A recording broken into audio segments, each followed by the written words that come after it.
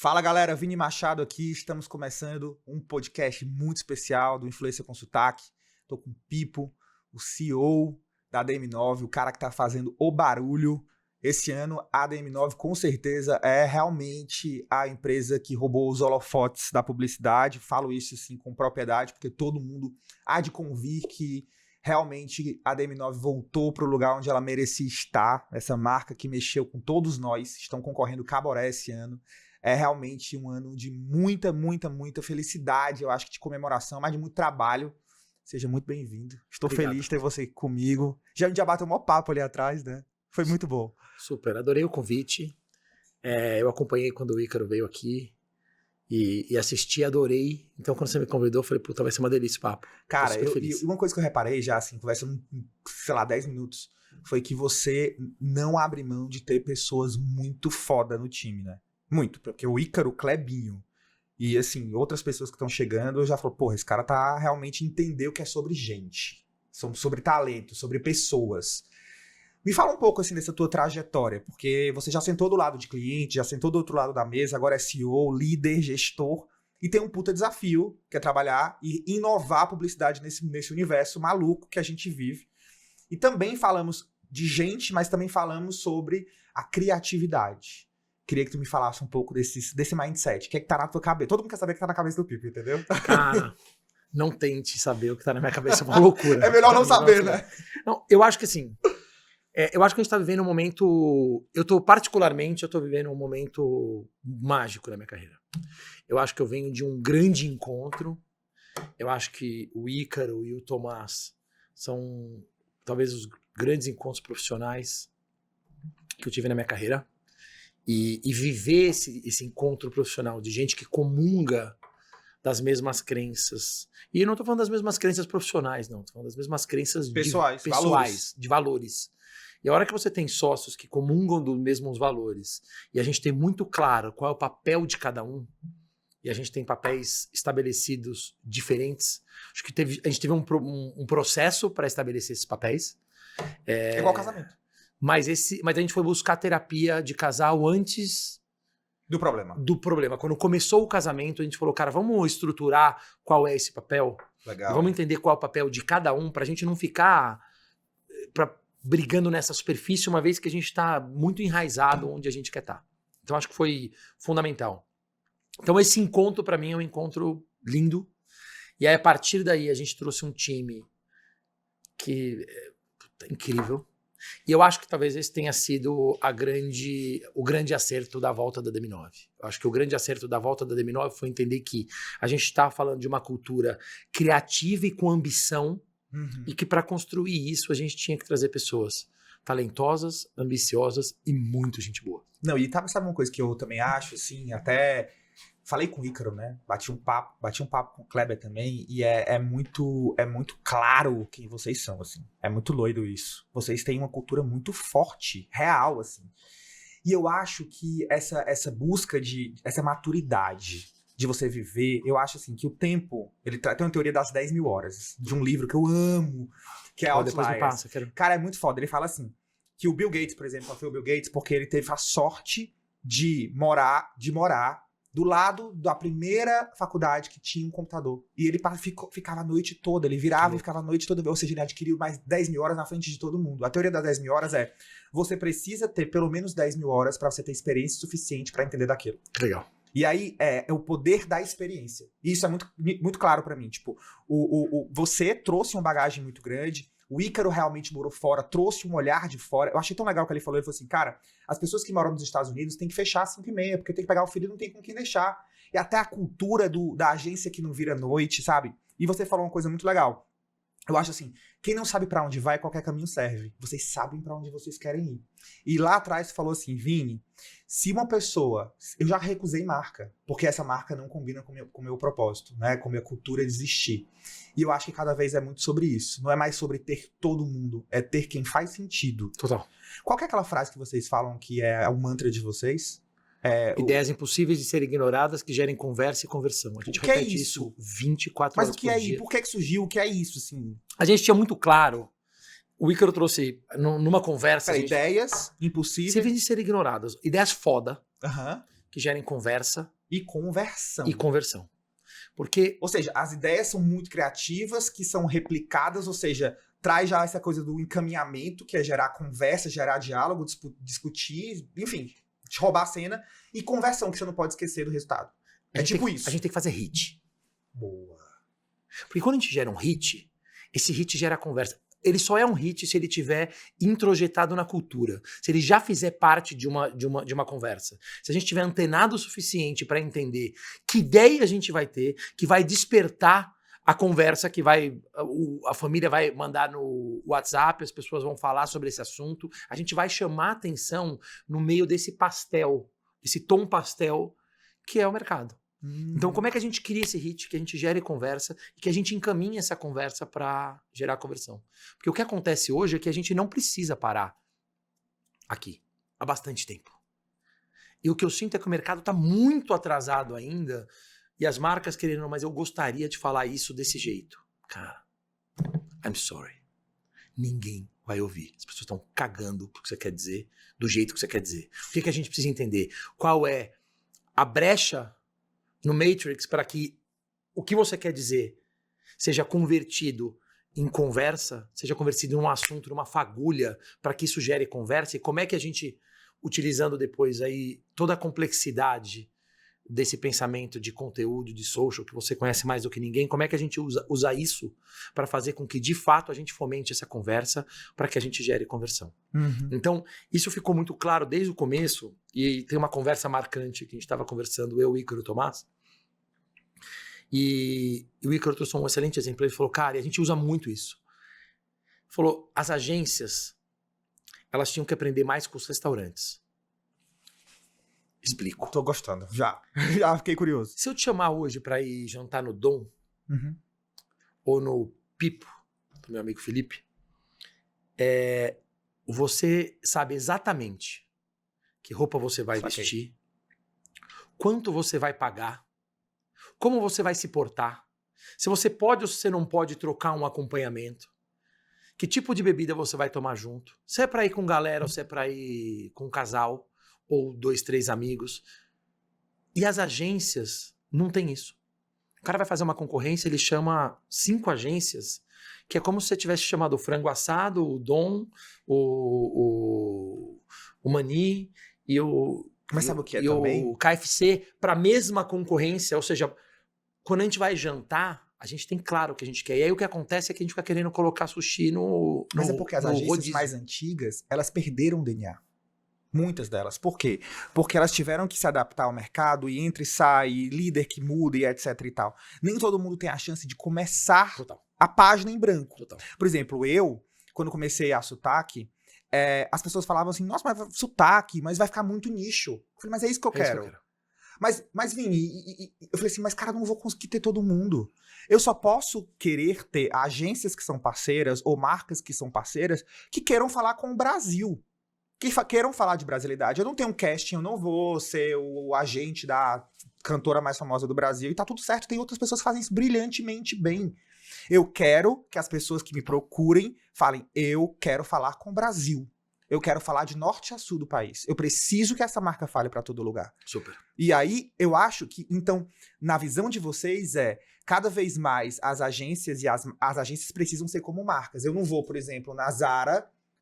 vou entrar na Zara achando que eu vou comprar uma roupa X, né? Tipo, você cada vez mais quer buscar o nicho daquele produto. É como se eu fosse numa Diesel comprar um jeans e entender que aquele DNA é aquele perfil daquela marca. É muito isso, Vini. É quase como se ela tivesse um rosto, a agência. Muito isso. Não é isso? É muito isso. E é o que você falou, a gente teve a sorte de lançar uma agência em 2022. Meio de 2022. Então, quando a gente lança uma agência em 2022, a gente pode escolher que agência a gente quer ser. Cara, é isso que eu penso. E a hora que a gente lançou essa agência... E a DM9... Por que a DM9? Porque a gente falou, cara... Por que a DM9? Primeiro que assim, a DM9 jamais poderia ter morrido. Não, é verdade. A DM9 é a marca, é a agência que fez a maioria dos publicitários quererem ser publicitários. Verdade. Os grandes publicitários que a gente conheceu passaram por lá. A DM9 é sinônimo de criação e de criatividade do Brasil para o mundo. É uma Você marca vai em qualquer brasileira. lugar do mundo, você fala, meu, DM9, o cara conhece a agência. Puta, E verdade. aí, quando você vê uma agência dessa, que representa ambição e criatividade do nosso mercado, representa o nosso mercado para fora, representa um celeiro de talentos, quando a gente faz, né, a gente está concorrendo ao Caboré esse ano, a gente fez uma lista de pessoas que trabalharam na DM9 para a gente começar a fazer a nossa campanha. Cara, Todo mundo. é todo mundo. Então, quando a gente pega e fala, a hora que a gente traz essa marca em 2022, a gente traz a criatividade e ambição dessa marca num novo cenário. Para que a gente paute a publicidade para os próximos anos.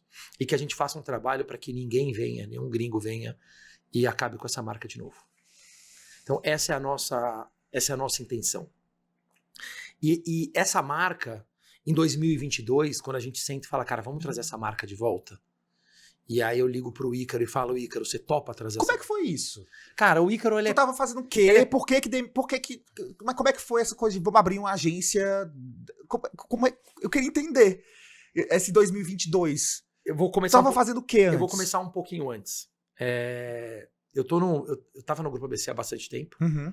então eu passei por alguns projetos de reestruturação e de repensar agências. Então eu cheguei lá atrás no Grupo ABC, a primeira foi a Sunset, que era uma agência de marketing direto, do Guto Cap, que é um craque, e a gente juntos transformou uma agência de marketing direto em agência de digital do ano durante alguns anos. Uma agência muito grande. Aí eu saí. E depois me chamaram de novo para pegar uma agência chamada New Style, que era agência de ativação. E Tipo live marketing? tipo live marketing e trade. Tá, boa. Eu não entendia porra nenhuma de nenhuma dessas duas coisas. E aí, quando me chamaram para voltar e pegar e fazer exatamente a transformação que a gente fez na Sunset, fazer na New Style, eu falei, deixa eu entender o que a Omnicom tá fazendo lá fora.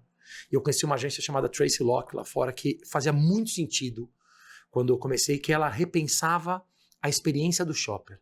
Uma vez que o jeito que a gente compra hoje não é a mesma que a gente comprava 2 anos atrás, não vai ser a mesma daqui 2 anos, a experiência do shopper é muito importante, porque quando a gente reinventa a experiência, a gente reinventa a compra. Sim.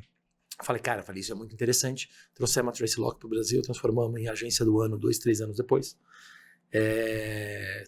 Cunhamos aqui no Brasil o termo shopper, que era trade antes. Uhum. E o shopper é diferente do consumidor, o shopper é quem compra. Eu sempre dou um exemplo. Minha filha minha filha adolescente consome Um iPhone. Não, absorvente, Uhum. ela é a consumidora, mas quem compra e quem decide a marca, minha esposa. Sim. Então a diferença entre o consumidor e o shopper acontece em muitos segmentos. E faz total sentido. E aí, E aí você vai falar pra filha, ou pra esposa, ou pras duas. E como isso muda a E comunicação. como isso muda a comunicação. Então eu falei, putz, isso daqui é muito legal. E aí a Tracy Locke foi uma agência incrível. E aí depois de um tempo, um ano e meio depois da fusão de Sunset e DM9, uma tragédia. A primeira coisa, jamais poderia ter tirado a marca DM9. A marca DM9 é uma marca que ela não pode nunca assumir. Ela é uma marca fundadora da publicidade brasileira. Putz, me arrepiei. E aí passou um tempo, eu falei, cara, eu quero um projeto que me faça sentir frio na barriga de novo, que ajude a gente a pautar a comunicação para os próximos anos. Falei, cara, a gente vai trazer essa marca de volta, mas para isso eu preciso de 2 pessoas. Preciso do Tomás. Tu sabia que era essas 2 pessoas? Tu já sabia? Tinha que ser. E a gente sofreu um pouco, porque no final do dia, a gente tem 3 homens brancos cis liderando uma agência sendo fundada em 2022. A gente fala, cara, olha a responsabilidade que isso traz para a transformação. E héteros, né? Você entende? 3 homens brancos cis. Assim, a gente é o oposto do que você precisa. Mas eu tinha certeza que eu precisava do Tomás, que é o cara da operação, o cara da bolinha azul no potinho azul, bolinha verde no potinho verde, bolinha vermelha no potinho vermelho. Eu não conheço Tomás. Ele Eu quero conhecer depois. Ele é a mente que organiza, implanta, implementa O Ícaro é criação. as nossas loucuras. E o criativo tinha que ser o Ícaro. Ah. E aí o Ícaro tava morando fora. Eu mandei uma mensagem pra ele e falei, porra, Ícaro, tô procurando, cara, um puta projeto da minha vida, procurando um criativo brasileiro, que tipo morando você. no exterior, há um puta tempo. Meu, só faltou falar que ele era careca e gostava de correr. E ele falou, puta, cara, vou pensar nos nomes aqui. Eu falei, porra, vou Esse te cara não ligar. entendeu, porra. Entendeu porra nenhuma, o Chaveco passou É tu, aqui. caralho. É você, eu liguei pra ele, eu comentei com ele, e aí ele falou, cara, tô indo pro Brasil daqui 2 semanas, vamos falar.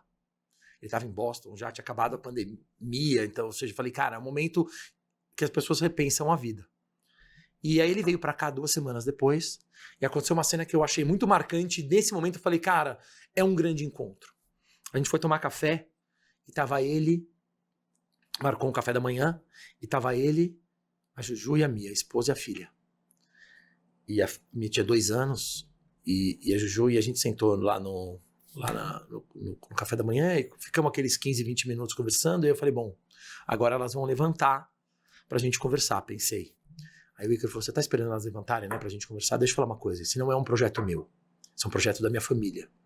Não é a mim que você tem que convencer, são elas. Nesse momento eu falei, pronto, esse é o encontro. Porque é sobre isso, não é sobre publicidade. Publicidade é o output dessa relação. Não, puta que pariu. Foda. Aí eu falei, cara, ele é o cara que eu quero trazer.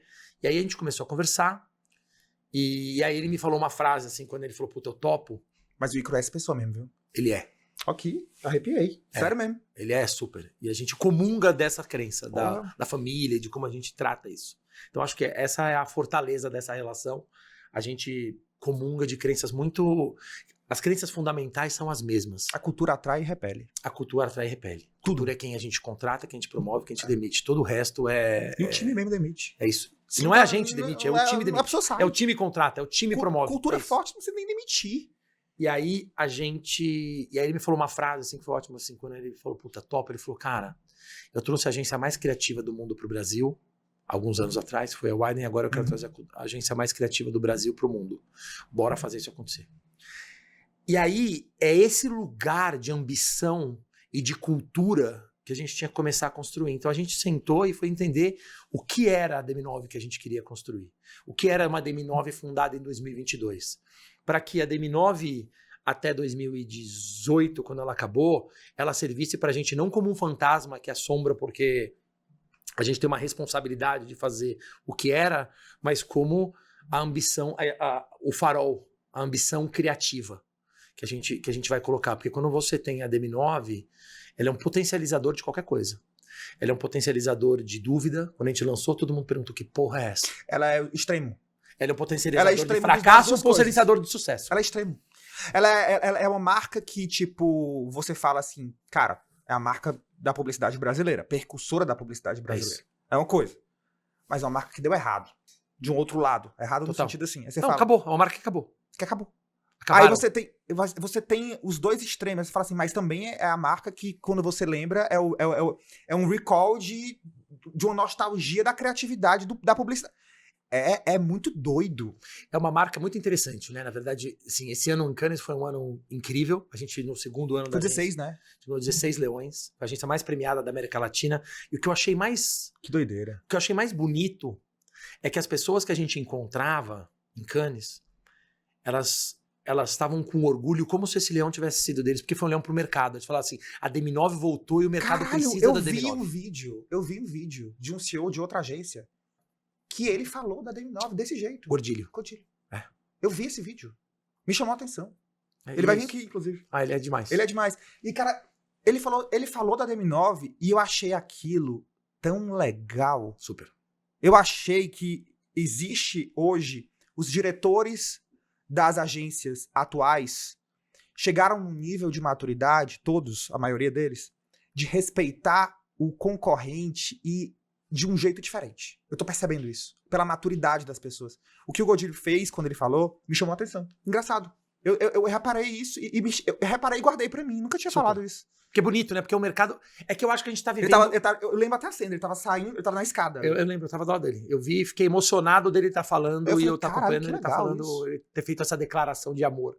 Pra marca. Pra marca. É quase como se vocês estivessem dando pra publicidade o lugar onde essa marca merece estar, né? Total.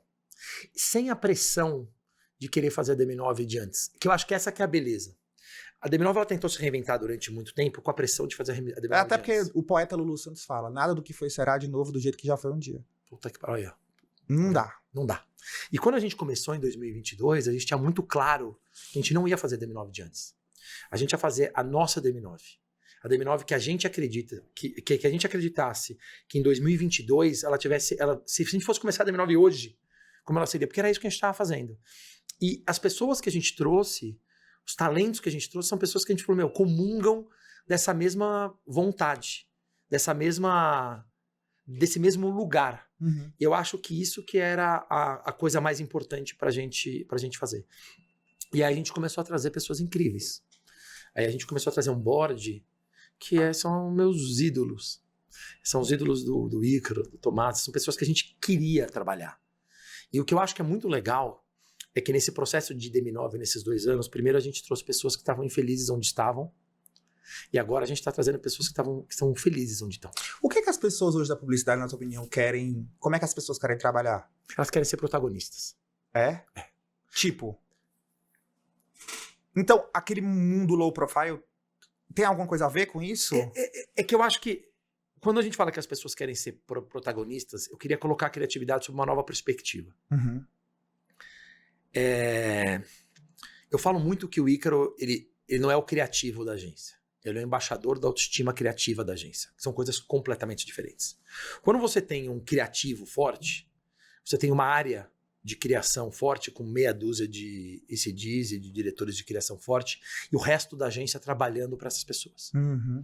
Quando você tem uma cultura criativa forte, você tem um planejamento criativo. Você tem É o uma senso de mídia pertencimento, criativa. talvez. Você tem um atendimento criativo. Você tem a produção. Todo mundo está trabalhando em prol da criatividade e todo mundo é protagonista para que isso aconteça. A gente brinca que o jeito que a gente trabalha na agência, a gente tentou durante muito tempo desenhar como funcionava o pensamento de estrutura operacional da agência. E a gente tentou vários termos bullshitescos para tentar escrever. E no final do dia a gente entendeu, com essa referência do restaurante, que o nosso modelo de trabalho é a lasanha.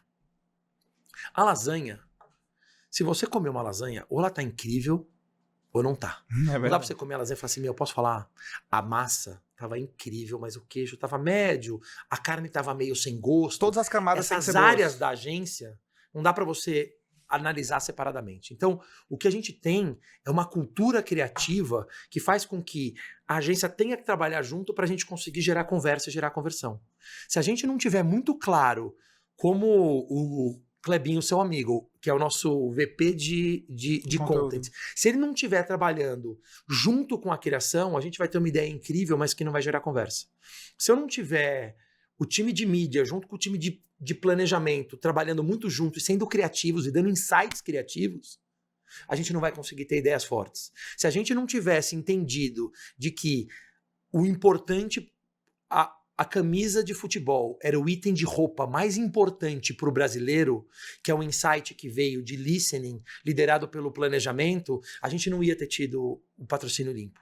Então, essa combinação de criar uma cultura onde todo mundo vai trabalhar junto, e por isso que todo mundo é protagonista nesse sentido. Outro dia eu ouvi de uma diretora de atendimento uma frase que é uma daquelas checks que você faz e fala, putz, cara, tá funcionando. Eu sei ela falou, a criatividade, ela falou, eu tô há 20 anos nesse mercado e eu finalmente entendi que a criatividade é o antídoto da mediocridade da relação agência-cliente. Eu acho que durante muito tempo, e eu que vim do digital, eu tenho uma parcela de culpa, a gente trancou a criatividade no armário, porque a criatividade era a premissa. Então, vamos ser criativo. Não importa para quem eu quero falar. Porque parece que só não os importa KPIs que de dados e números eram os importantes e coloca a criatividade embaixo do tapete. Aí você não tinha nada. Aí o que acontece? Você começa os KPIs e números, e KPIs e números, KPIs e números, e aí você começa a estabelecer KPIs e números. Só que a gente começa a virar devoto de KPI e número, e aí as agências se perderam. Porque a gente trancou a criatividade no armário. Igual com o influenciador. E agora só que é o eu acho que a influenciador que gente dê resultado, resultado, número, conversão, esquece o conteúdo bom. É isso. O conteúdo bem feito. E as pessoas estão procurando conteúdo bom, as pessoas estão procurando conteúdo bem feito. O que é que o consumidor hoje quer de uma marca? O que é que ele espera de uma marca? Eu espero que a marca entretenha ele. Entreter, né? Não interromper. Não interrompa. E eu sei que a gente já vem dizendo isso há muito tempo, mas é que eu acho que agora a gente está escalando para um outro nível. Mas como uma marca tradicional consegue ser uma marca com pegada nativa digital, assim, sabe? Tipo, você vê, por exemplo, o próprio iFood que vocês estão fazendo, que não seja tradicional, mas assim, são coisas muito diferentes. Eu vou repetir o que o Ícaro falou aqui na entrevista. O Mick Jagger, se ele tentar ser jovem, Verdade. ele vai se fuder. Ele tem que ser o Mick Jagger. As marcas têm que ser o que elas são. Mas elas têm que ser o que elas são numa relação com quem elas querem se comunicar. Então, se você não se comunica de uma maneira em que, de fato, o outro queira te ouvir, o outro querer trocar com você, não vai fazer o menor sentido. Então, o que eu sinto que a gente está passando hoje, o modelo que a gente está passando hoje, eu acho que o TikTok tem um papel fundamental nisso. Eu estava falando esses dias, eu falei, cara, o principal concorrente do TikTok não é o Meta, é a Globo. No sentido de que a gente está buscando. As pessoas que estão no TikTok, elas não estão buscando saber o que eu faço, o que você faz. Elas estão buscando perder tempo. Elas estão buscando entretenimento. Entretenimento. De alto impacto. Então, o TikTok é uma plataforma de entretenimento, assim como a Globo é uma plataforma de entretenimento. São dois entretenimentos que você para você sair do mundo e ficar assistindo aquilo. Então, ou você entende que tipo de conteúdo você quer falar e para quem. E eu não tô falando fazer post pago de influenciadores, isso não é publicidade. Tô falando em criar ideias, em ter ideias em que você consiga fazer as pessoas pararem e falarem, caralho. E também lembrar que o TikTok... E conversarem sobre isso. E também lembrar que o TikTok virou uma ferramenta de busca. Total. Né? Então, assim, por exemplo, a Gen Z hoje não entra no Google. Ela vai no TikTok buscar. Ela vai lá entender qual é o que é que ela vai... Ela pesquisa lá. E aí isso diz muita coisa também. Total. Porque hoje, quando a gente vai construir um conteúdo, a gente não tem só que pensar no conteúdo, a gente tem que pensar na entrega de como isso vai ser buscado. Cara, tipo assim, poucas pessoas fazem isso, que eu falo, gente, eu acho isso tão óbvio. Quais são as palavras mais buscadas? Quais são os temas mais buscados da semana? São esses. Será que a gente já pensou em um influenciador criar um tema que está sendo mais buscado? E de forma nativa, digital? Porque isso é o que as pessoas estão querendo ver também. E o TikTok é uma ferramenta de busca. Eu não posso deixar de falar de marketing de influência de Brasil aqui nesse papo com você. Qual é a tua visão hoje sobre o marketing de influência, sobre o papel dos influenciadores? Como é encarado dentro da agência esse papel dos influenciadores? Como ele entra dentro dessa conversa com vocês? Ele virou um canal de mídia? Ele virou um canal de conteúdo? Qual que é a importância deles para as marcas que vocês trabalham? Eu, particularmente, eu tô muito envolvido com o conteúdo e os influenciadores dentro da agência, porque se a gente precisa gerar ideias impossíveis de ser ignoradas, que gerem conversa e conversão, a conversa é muito importante. E eu sinto que a gente está passando do mesmo jeito que o mercado de publicidade tem se transformado a passos super acelerados, o mercado de influência também. Eu acho que a gente passou por um momento onde você tinha os influenciadores como mídia. Eu acho que a gente está numa transformação onde não faz mais sentido usar o influenciador como mídia. Também acho. Se você pegar do ponto de vista... Eu acho que faz sentido usar o conteúdo do influenciador na performance de mídia. Exatamente isso. Growth. É isso. Porque no final do dia, quando você pega um influenciador grande e ele posta cada dia, ele posta 2, 3 marcas, as pessoas que estão vendo aquilo, elas não se sentem influenciadas por isso. Então eu acho que a gente está passando por um momento onde quem são os influenciadores ou creators que criam conteúdo, que estão alinhados com aquilo que a marca quer conversar. E como é que a gente vai potencializar essa relação? É quase como, qual é o creator que faz sentido falar do Mick Jagger que seja real? Qual o creator que faz sentido falar do Mick Jagger que seja real? Então eu acho que a gente está passando por um momento em que os influenciadores deixam de influenciar só como mídia, passam de fato a trazer um olhar de relação com a marca. De cocriação. De cocriação. Porque essa é uma outra coisa que a gente vem batendo muito. Porra, você contrata um influenciador ou creator. Eu queria falar creator, não queria falar mais influenciador. Vamos falar creator. Já tô nesse outro tá momento. Porque não influencia. Tu sabe que depois já tá mudando, não é mais creator, é líder de comunidade. O próximo step que eu acho ser líderes de comunidades digitais. Porque não é só sobre criar conteúdo, é sobre engajar de fato e falar com aquela comunidade. É construção de comunidade. O marketing influencer, ele caminha para a construção de comunidade. Eu vou dar o crédito, posso usar? Claro que sim. Tá bom. Óbvio. Então, hoje, nesse modelo de transformação, eu acho que o principal desafio é a gente diminuir o nível de interlocução entre o creator e a marca, para que, de fato, a gente possa colocar o creator como creator e ele ajudar a criar para a marca. Ele ajudar, junto com os criativos da agência, a gente criar grandes ideias que reverberem nessa comunidade. E a transformação, ela está só começando, porque a gente está falando... A gente está num Brasil... É uma delícia ser marqueteiro no Brasil, ser publicitário no Brasil, porque a gente está falando de um país de 200 e cacetada milhões de pessoas que está vivendo 3, 4 anos atrás do que a China está fazendo e algumas coisas que os Estados Unidos estão fazendo. Então a gente olha o que está acontecendo. Então você imagina que daqui a alguns meses no TikTok eu vou poder ter o botão de compra. Uhum. Que loucura. E aí ele é o quê? Ele é uma rede social, ele é uma rede de entretenimento, ele é um maior varejo do mundo. O que ele passa a ser? Então esses creators, que eram influenciadores, que viraram creators, que agora estão virando líderes de comunidade, eles vão passar a ser, parte deles vão passar a ser vendedores de fato. Vão poder ter as suas marcas e vender as outras marcas e aí fazer a gestão dessa comunidade. Super que eu já falei aqui 500 vezes. Marcas que não se tornarem creators vão perder para creators que viram marcas. É isso, total. E, de novo, isso está acontecendo. Então, quando você pega hoje na China, você tem cara, que eles chamam lá de KOI, né? De Key Opinion. Uhum. Whatever. Não sei como é que exatamente o que significa isso. Mas, a hora que você pega esses caras, muitos deles são os maiores vendedores que têm maiores do que grandes e-commerce. Por quê? Porque você tem o entretenimento e o commerce junto. O produto. E o produto. Então, eu acho, de novo, esse processo de transformação, a única certeza que a gente tem nessa mudança exponencial é sobre a mudança. Por isso que você precisa ter uma cultura forte, que você está preparado para a mudança, colocando a criatividade no centro, não é a área de criação, é a criatividade no centro, para que a gente consiga gerar conversa, para que a gente seja relevante nesse tempo. Porque as pessoas estão o tempo inteiro conversando umas com as outras e gerando assunto, gerando conteúdo e deixando pra gente pistas grandes muito daquilo que uma marca tem que fazer. E a gente não vê, e muita gente não vê. Eu fiz esse podcast porque quando vim morar aqui em São Paulo, sou cearense, vim morar há 3 anos aqui, eu sentia muita dificuldade de falar sobre esse país continental. Falei, cara, as pessoas não estão me ouvindo.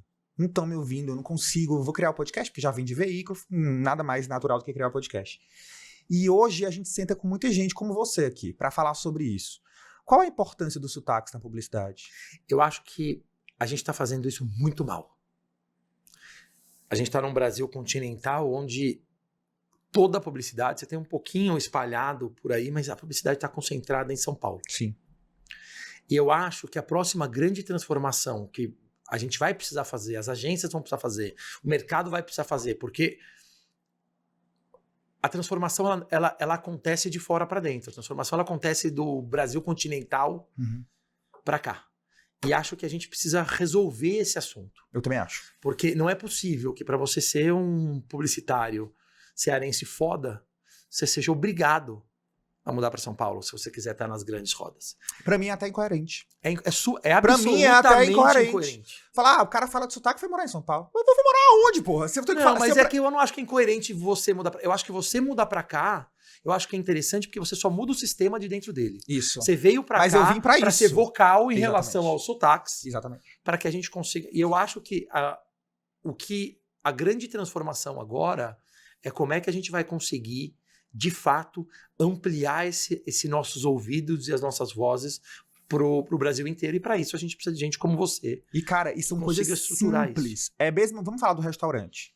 Será que se, por exemplo, a gente abrisse um restaurante, sei lá, o Dom abrisse um restaurante no Ceará e lá tivesse pão francês, será que ele não teria que mudar o cardápio para carioquinha, que é como se chama pão francês lá, ou pão de sal, o cacetinho? Então, assim, às vezes, eu sempre faço minhas palestras, eu começo assim, gente, como é que com pão francês tem várias formas de falar e a publicidade insiste em falar com o mesmo sotaque. Insiste, cara. A Nike, eu até falo, sempre falei sobre isso, a Nike tá fazendo um projeto de despadronização de lojas, chama Nike Buy. Ela tá montando lojas de bairros, de comunidades, feitas pela comunidade. É super legal. Então, assim, é muito importante, cada vez mais, a gente brigar por isso. Porque antigamente realmente era muito mais cômodo pra publicidade. Todo mundo tava na TV, em qualquer lugar. Total. Desde o interiorzinho até a grande metrópole. Todo mundo tava lá. Agora não. E aí, como é que eu faço pra falar com todo mundo? E é o que eu tenho batido tanto nessa tecla, assim, gente, sotaque, regionalidade. A gente vai precisar conseguir falar com esse Brasil. Tá. E a gente usa muito hoje o marketing de influência, mas claro que isso é um grande ecossistema. Claro que a gente, do sotaque do marketing de influência, tem growth, tem um ecossistema, tem um business muito grande dentro desse universo da regionalidade que é fundamental para, de fato, a publicidade conseguir chegar nas pessoas. Porque eu acho que o nosso objetivo como publicitário eu preciso informar, eu preciso gerar conversa. E aí, eu bato muito nessa tecla do regionalismo porque às vezes as conversas elas não são compreendidas por outras pessoas. Tá. Né? E aí pra gente amplificar é muito importante. Então é um asset muito grande nosso. Meu marido, quando eu vim morar aqui, ele falou um negócio que eu quero te perguntar também sobre a página em branco. Né? Ele falava assim, cara, Vini, eu tenho 16 anos de história, fazia outras coisas. Ele falou, cara, morar em São Paulo agora, com um novo negócio e tal, é uma página em branco. E eu falei, cara, é mesmo. Eu falei, eu posso desenhar o que eu quero. Eu posso desenhar o que eu quiser. Né? Com a bagagem que eu tive da vida. O que é que na tua página em branco, na hora que tu foi abrir a DM9, tu falou, cara, isso eu quero escrever? Cara, sim. Profunda a pergunta, né? Não, sessão de terapia agora. O que eu acho que é muito louco é que o que eu queria escrever quando eu falei, vamos trazer a DM9 de volta, não mais é o que eu quero escrever agora. É muito doido isso, eu também. Porque é muito louco. Mas eu acho que eu tinha muito claro o que eu não queria, tinha isso mais claro do que o que eu queria. Porque o que eu queria, a cada pessoa que chega... Vai somando. Vai somando. E mudando. E eu sou facinho nesse Mas o que é lugar. que tu não queria? Eu não queria montar uma agência que não soubesse que restaurante era. Uhum. Uma agência que não soubesse para que veio, que não tivesse claro exatamente qual é o propósito. Eu queria fazer lasanha, não pastel. Eu queria fazer lasanha e não pastel. Tá. E aí, porque no final do dia, eu conheci planejamentos criativos incríveis durante a minha vida que eu falava, cara, esse cara, ele não faz parte do processo criativo. Ele é uma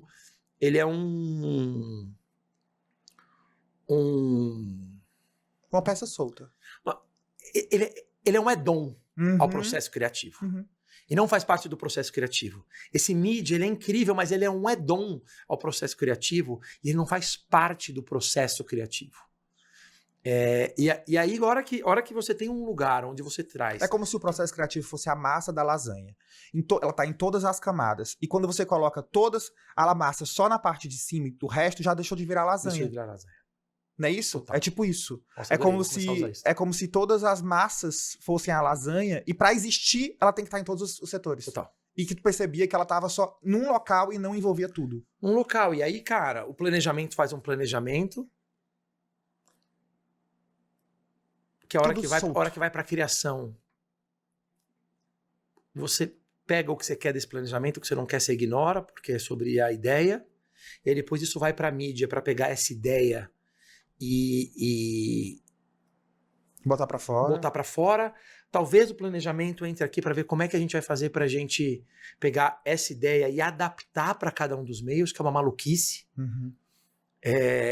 E a hora que você coloca isso tudo junto, e acho que esse é o processo que a cultura forte da criatividade faz acontecer, e de novo, e para isso a gente precisa ter... Eu, Tomás e o Icaro, a gente está muito integrado. A gente faz isso muito claramente com o board e a gente começa a descer isso para baixo. E esse é um processo, talvez esse seja o processo mais importante da agência. E não é um processo fácil, porque ele é um processo em que você precisa estimular a confiança e o conflito. Claro, o tempo todo. E você estimular a confiança e o conflito é muito difícil, porque para ter um conflito saudável, você precisa ter uma confiança muito grande. E o processo de confiança, ele vem muito daquilo que você veio. Se você participou de outras agências e trabalhou em outras agências onde você não podia necessariamente se colocar vulnerável... Cultura do erro. Você se fode. Erre muito, mas erre rápido. A cultura do erro. Eu acho que é mais do que a cultura do erro, eu acho que é a cultura da vulnerabilidade. Boa. Porque no final do dia, eu até escrevi um artigo esses dias que eu falei, cara, é muito louco, né? Porque eu me pergunto todos os dias, será que eu sou a pessoa certa para liderar a DM9? A DM9. E muitas vezes a resposta é não. E eu acho... Não? Porque eu não tenho um track record de DM9. Da DM9. Meu processo, ele vem de outro lugar. Então, assim, a DM9 tá me fazendo ser conhecido. Eu não necessariamente era. Algumas pessoas do mercado digital me conheciam, mas a DM9 tá me fazendo ser conhecido. A DM9 tá me fazendo tocar no Palco Mundo. Não tocava no Palco Mundo antes da DM9. E esse não, ele vem de um lugar que ele, ao invés de ele me colocar num lugar que me paralisa, Ele te desafia. ele é um lugar que fala, puta, beleza, então eu preciso me reinventar amanhã. É como se o não fosse, tipo, eu não vou me acomodar. Eu não estou sentado na cadeira do conforto. Eu me sinto super confortável em estar nessa cadeira, mas é mesmo sabendo que eu não sou, talvez, a pessoa certa para isso. Porque essa transformação, essa minha transformação que acontece com a DM9, essa minha inquietação, e a inquietação do time da DM9, essa inquietação é que move a gente. Então tá tudo bem se você não é a pessoa. Não tem problema se você não é a pessoa. Não tem problema se eu olho e falo, cara, eu não sou a pessoa, talvez, que deveria estar sentado nessa cadeira. Mas essa minha... Não, eu acho que você não é esse meu desconforto, ele me move. Mas eu vou te falar, e me acelera, sabe? Eu penso diferente. Eu acho assim, conversando contigo, eu penso assim, talvez você não era a pessoa previsível. É nesse lugar. Pra estar nessa cadeira. Mas talvez essa cadeira precisasse de você. Eu não tenho... Pra poder ser a DM9. Porque em outros lugares, outras pessoas que sentiam esse sentimento seu, sentaram lá justamente pra provocar e fazer a cultura ser diferente. Total. Pode ser que faça todo sentido. Não, é que eu acho que essa... Eu entendi. É a cultura que a gente coloca na DM9. Porque essa cultura de vulnerabilidade, de eu entender claramente, putz, vou dar um exemplo claro. Eu, durante muitos anos, por onde eu passei, eu era o cara da criação também. E aí eu chego num lugar em que eu não tenho mais esse lugar. Esse lugar, eu preciso entregar esse lugar pro Ícaro. Durante um tempo, você fica pensando, fala, bom, e agora? O que será de mim? Porra, mas se eu tenho um cara que cuida da operação da agência, um cara que cuida da criação da agência, qual é o meu lugar? E esse desconforto...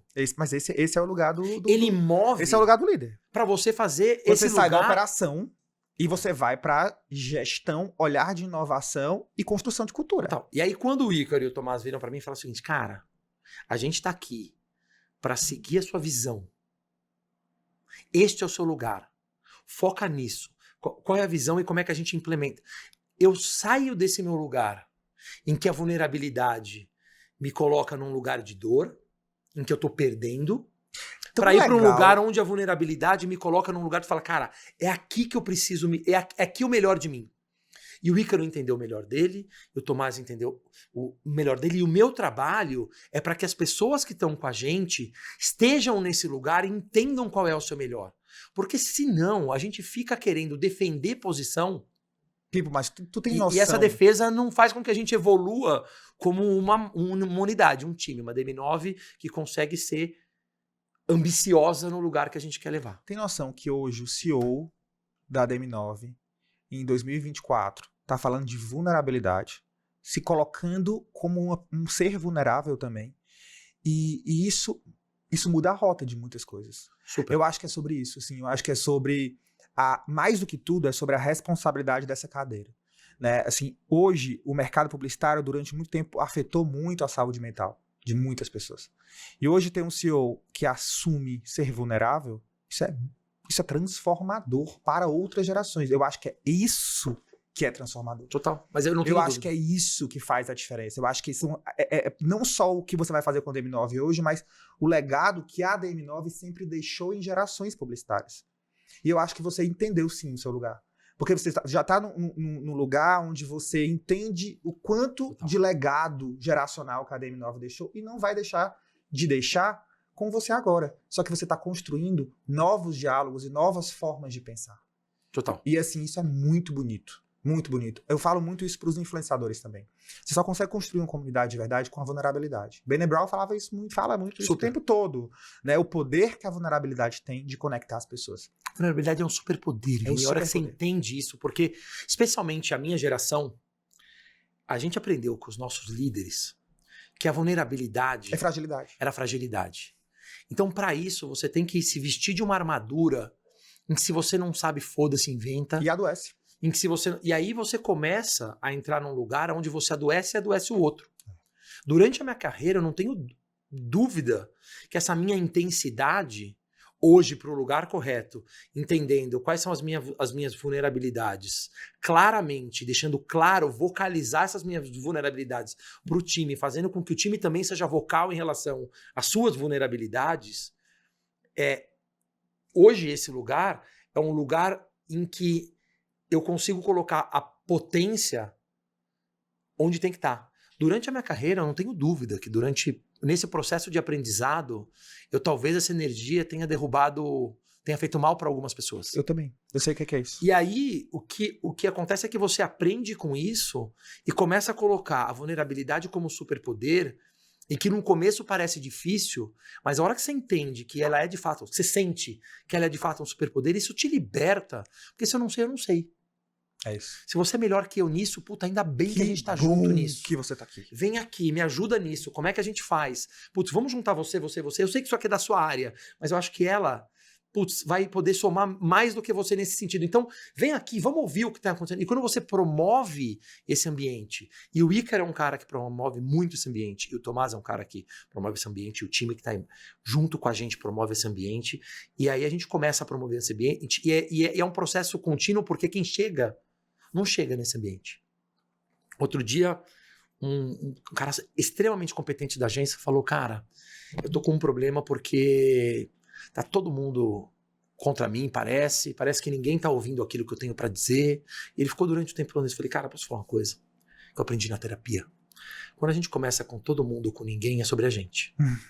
Então, cara, você é um cara que todo mundo respeita, mas você veio de um lugar que talvez não... A vulnerabilidade desse novo momento que você está passando, que você foi promovido aqui, né, chegou já promovido, essa vulnerabilidade que você precisa colocar aqui, ela é difícil para você, porque você aprendeu que não tinha que colocar. Então, assim, apresente a sua melhor versão. Se faça ser ouvido. Como é que ele recebeu? Cara, super bem. Olha que porque louco. eu me coloquei, porque quando eu coloquei pra ele, eu falei, cara, eu me vejo em você. Olha, eu me vejo em você. Uhum. Então, é isso, ao invés de você se sentir indignado porque as pessoas não estão se ouvindo, se perceba. Você perceba. E apresente a sua melhor versão, porque aí as pessoas vão te ouvir. E essa sua melhor versão vai vir com um monte de fragilidade, um monte de coisa mal resolvida, que é importante. É conquista. Total. É conquista. Total. Cara, eu vou ter que encerrar. Mas que felicidade em ter te conhecido. Adorei o papo. Obrigado pela sessão de terapia. De verdade. Eu também, tipo, juro, que felicidade. E que bom ter um CEO na DM9 com essa energia, com essa vulnerabilidade, com esse poder sensível mesmo, assim, de reconhecer o outro, sabe? Eu acho que você tem muito para deixar aí para as novas gerações de publicidade, porque a DM9 sempre foi essa percussora geracional. E obrigado por estar construindo essa nossa papo, de verdade. nova publicidade. Eu que amei demais. Eu sei que é o começo aí de uma amizade, tenho certeza disso. Vamos continuar num bar que tá uma delícia. Bora, vai ser muito bom. No restaurante obrigado também. Pelo convite. Gente, obrigado vocês que ficaram até aqui. Foi muito, muito, muito, muito bom mesmo. E eu tenho certeza que vocês vão ainda ver muita gente junto aqui, com certeza. É isso aí, até a próxima.